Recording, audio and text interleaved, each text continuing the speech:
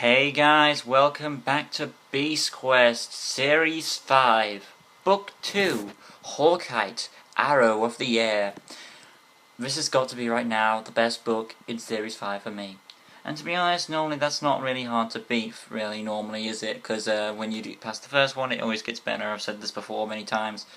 But truly, honestly, of course, it is the better book so far.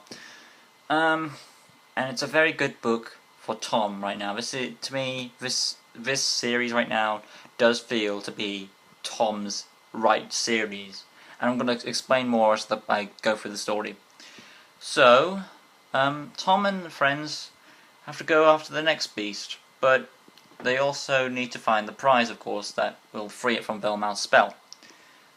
They look at their map and they have to go and find the prize first, of course. Freya is stated in the book to be under a spell, so we know she's under a spell now. It's not really that she chose to do this; she's under a spell, so I know that. Tom feels like he has a strange, close feeling to Freya, but what could this be? Also, Tom's hand is still injured from the previous book, yes, with Crab, because his hand got the poison effect, or like it's still wounded. So I don't think the poison is as bad. It's still wounded though, so he can't grab his sword pretty well. So there is this mysterious vibe he has this feeling for Freya, but he doesn't understand it. But even I don't know, but I have a theory why that is, and some of you might know what my theory is. Maybe it could be right, maybe we're wrong, but who knows. Anyway, Tom and Eleanor come across a fork in the road, and of course they have the help of Silver to locate the next prize, and it's hidden in a village with starving people. And of course Tom has a strange feeling that he's been here before, which also adds to my theory and what I think is going to go on here. Alright, so I'm not going to say my theory until if it comes out true. If it doesn't, I'll just say what it was when the plotting does happen and is revealed. Tom and friends meet.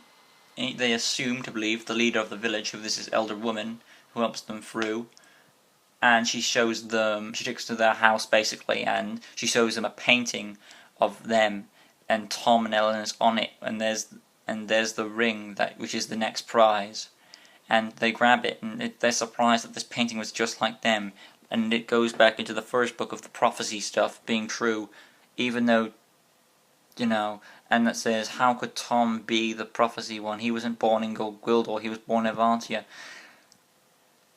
Everything so far is going into my theory so far, and I feel like it might be true, but I can't be sure on it until that happens. But I am really excited for this because of the whole Tom plot, because of the mystery elements and the stuff there. That's what's engaging me in this series.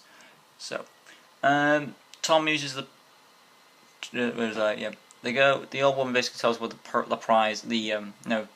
I talked about the painting, and I said that the painting doesn't show actually it doesn't show them where the prize.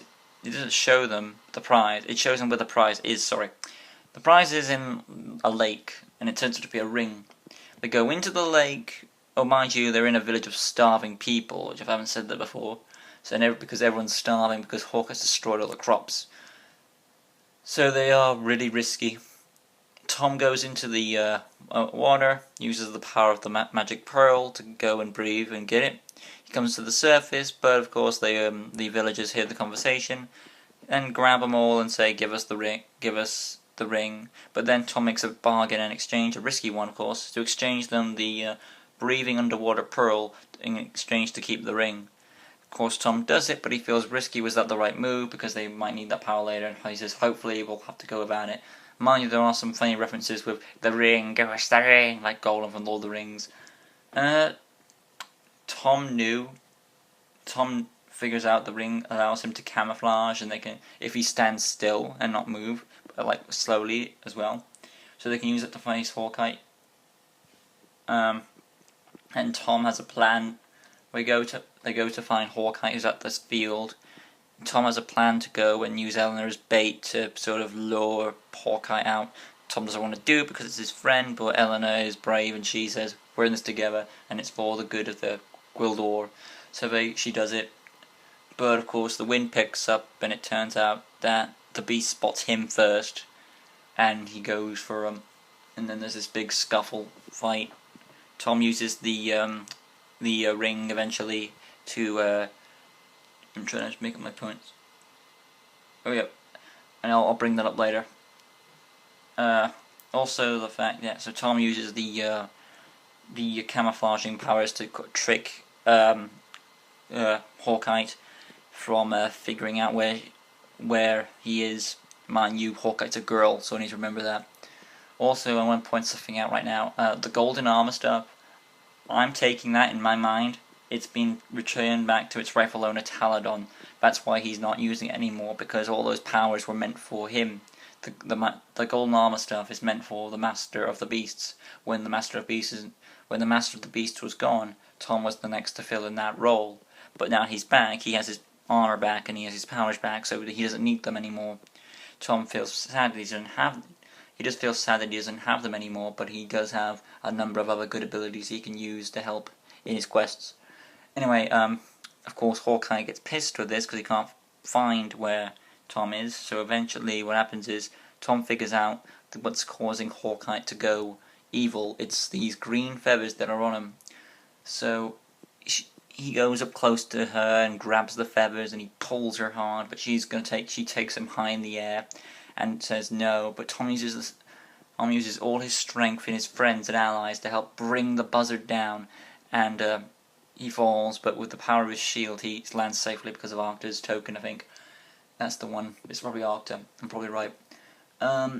So yeah, he lands safely, but his sword hand was badly injured, so he had to fight mostly about his sword and used his hand, which is pretty cool.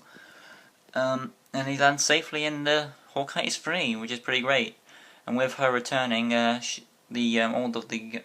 of the herbs and crops grow, and everyone's happy. They can eat properly food. The villagers return and they drop the pearl. They don't need it anymore. They've got their fruit back.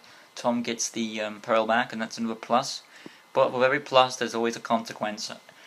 The mistress of the beasts of Artia shows up, Freya herself, and says that you should leave here. She's pissed off that two of her beasts have failed, and now they're free from the evil spell. She's actually under an evil spell, I've said before, so she doesn't know what she's thinking straight. Tom really wants to free Freya because she's the mistress of the beast, and he feels closely attached to her for some reason. And he has this feeling like he's been here before, kind of thing. It goes to my theory, as I've said before. It's pretty obvious, mind you, what the theory might be in my mind. To me, it's obvious what you get what I'm saying. I hope you'll figure it out, maybe. Anyway, so Freya gets pissed off, and she says that Rock will be the next one, so you should leave now, or else, because he's stronger than. I don't know if he's stronger than this, maybe he is, but he's also a threat too, and just to pick up, he's next on the list. So next time we'll be doing with Rock, the mountain giant. Can it be Hawkite's good pacing of the story? I really am interested to see how it goes. Until next time, guys, the mountain giant, Rock. My brief apologies, it's actually the walking mountain Rock, not that was Arcta, the mountain giant. So it's actually Rock, the walking mountain, if I'm right. Hopefully I'm right, but that's probably the proper title than, the other one. So, Rock, the walking mountain. Yeah, because, got it.